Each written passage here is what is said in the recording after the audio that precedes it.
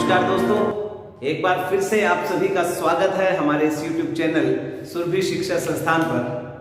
आइए आज हम 9th क्लास का फर्स्ट चैप्टर है नंबर सिस्टम, वो करेंगे। तो नंबर सिस्टम में क्या शामिल होता है? तो सबसे पहले होता है उसमें नेचुरल नंबर।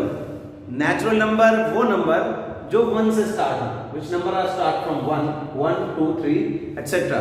लास्ट तक। उसके बाद होता है होल नंबर। तो होल नंबर वो नंबर होते हैं जो 0 से शुरू हो, तो 0, 1, 2, 3 अप टू इनफाइनाइट। इसके बाद होते हैं इंटीजर। इंटीजर उन नंबर्स को कहा जाता है जो प्लस में भी काउंटिंग है आपकी और माइनस की भी, यानी कि 0 से प्लस में इनफाइनाइट और 0 से माइनस में इनफाइनाइट तक। Even number which number are divisible by 2, जो नंबर 2 से पूरा पूरा भाग हो जाए उन्हें कहते हैं even number. 2, 4, 6, 8, 10, 12 infinite. Odd number which number are not exactly divisible by 2, जो पूरा पूरा 2 से भाग नहीं होते, and that is 1, 3, 5, 7 up to infinite. इसके बाद होता है हमारे पास प्राइम नंबर। तो प्राइम नंबर वो नंबर जो केवल अपने ही टेबल से डिवाइड होते हैं, जैसे 2, 3, 5, 7, 11। यहां एक बात नोट करने की है, सो 2 is the only even prime number. 2 एकमात्र ऐसी संख्या है जो इवन भी है और प्राइम भी, अदरवाइज उसके बाद सारे जो प्राइम नंबर हैं वो ओड ही होते हैं। इसके बाद आपके पास कंपोजिट नंबर। कंपोजिट नंबर जो ना केवल अपने टेबल से डिवाइड हो बल्कि किसी अन्य टेबल से भी डिवाइड हो सकते हैं, तो इनको हम कहते हैं कंपोजिट नंबर।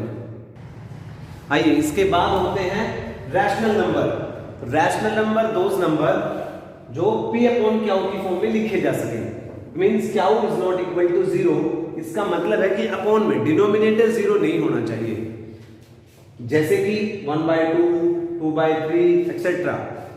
इसके बाद होते हैं आपके पास इरैशनल नंबर। इरैशनल नंबर की जनरल फॉर्म होती है ये 0.1, 0, 1, 0, 1, 0, 1। इसका मतलब क्या है? इसका मतलब है which numbers are non terminating and non repeating, जो ना तो पूरा पूरा डिवाइड होते हैं, पूरा पूरा भाग होते हैं, और ना ही रिपीट होते हैं। तो ऐसे नंबर्स को कहा जाता है इरैशनल नंबर। तो जनरली जो आपके पास आपके सिलेबस के पॉइंट ऑफ व्यू से है, तो रूट की फॉर्म के जो नंबर्स होते हैं, √2, √3, √5, ऐसे नंबर्स को भी हम इरैशनल नंबर कहते हैं। Real number, so real number में all the rational and irrational.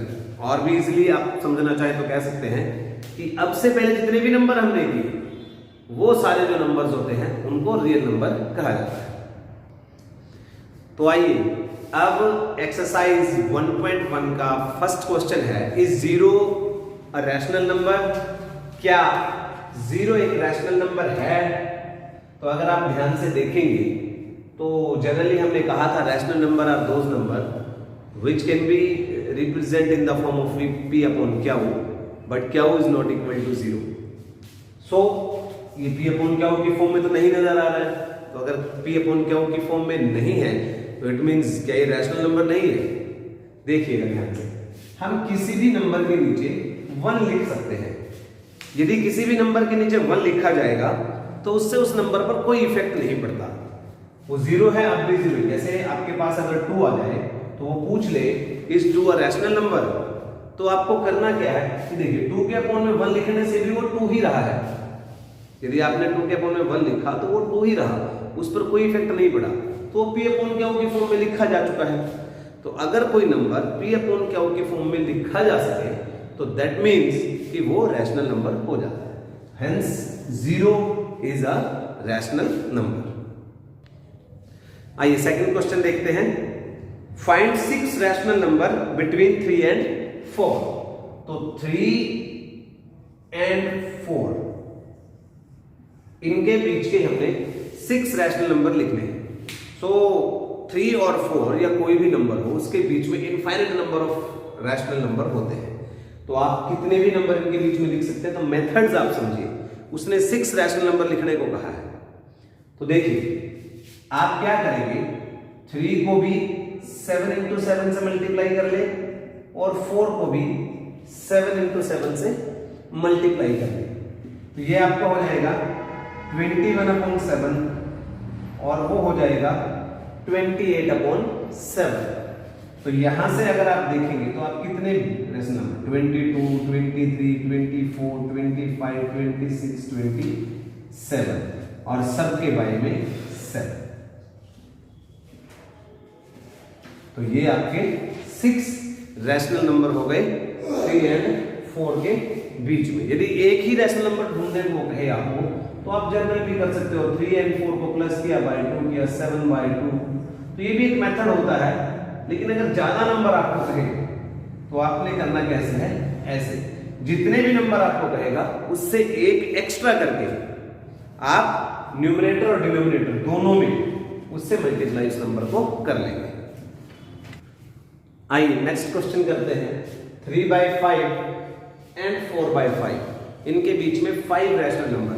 अभी आप देखेंगे लास्ट जो क्वेश्चन था उसमें डिनोमिनेटर नहीं था, सिंपल टर्म्स थी, लेकिन यहां डिनोमिनेटर आ गया। और इसके साथ ही मैंने एक और एक्स्ट्रा क्वेश्चन लिख दिया है 3/2 एंड 5/3। तो इस क्वेश्चन में और इस क्वेश्चन में देखिए मेजर डिफरेंस क्या है। यहां डिनोमिनेटर सेम है लेकिन यहां डिनोमिनेटर डिफरेंट है।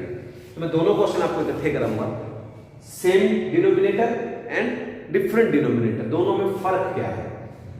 अगर डिनोमिनेटर सेम है तो आपको कोई समस्या नहीं है। 5 रैशनल नंबर उसने कहा है निकालने को, आप 6 से मल्टीप्लाई कर लेंगे। दोनों को आप 6 से मल्टीप्लाई करेंगे तो ये 18/30 आ गया और वो 24/30। अब आप इनके बीच के नंबर आसानी से निकाल सकते हैं। 19, 20, 21, 22 और 23 सबके अपॉन में 30। तो ये बिल्कुल इससे पिछले क्वेश्चन की तरह ही है, सिंपल तो सिंपल। अब इसमें क्या करना है, यदि आप इसमें डायरेक्टली 6 से मल्टीप्लाई कर देंगे तो क्वेश्चन आपका गलत हो जाएगा।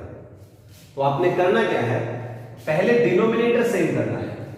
तो यहां 2 है वहां 3 है, तो एलसीएम आप अगर लेते हैं तो 6 आएगा। तो इसको 3 से मल्टीप्लाई कर लीजिए, ये 9/6 हो गया। और इसको 2 से कर लीजिए, वो 10/6 हो गया। ध्यान से देखिए हमने क्या किया है, इसको पहले इस 3 से मल्टीप्लाई कर दिया 9/6 और इस पूरी फ्रैक्शन को 2 से मल्टीप्लाई कर दिया 10/6। तो अब बिल्कुल सेम एज हो गया, बिल्कुल पिछले क्वेश्चन की तरह डिनोमिनेटर सेम हो चुका है।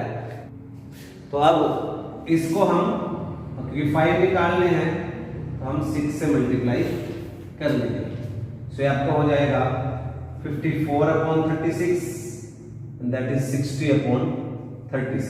तो आप देखिए आसानी से 55, 56, 57, 58 और 59 और सबके अपॉन में 36, 36, 36 और 36। तो इस तरह से ये आपका क्वेश्चन कंप्लीट होता है। सो गाइस अगले जो प्रश्न हैं इस एक्सरसाइज के वो जर्नल बेस्ड हैं आपके नंबर सिस्टम पर। तो स्टार्टिंग में मैंने नंबर सिस्टम पढ़ाया तो उस पर ही बेस्ड हैं, आप उन्हें स्वयं भी कर सकते हैं, ट्रू और फॉल्स हैं तो उन्हें आप स्वयं करके देखें। इस तरह से एक्सरसाइज 1.1 आपकी कंप्लीट होती है।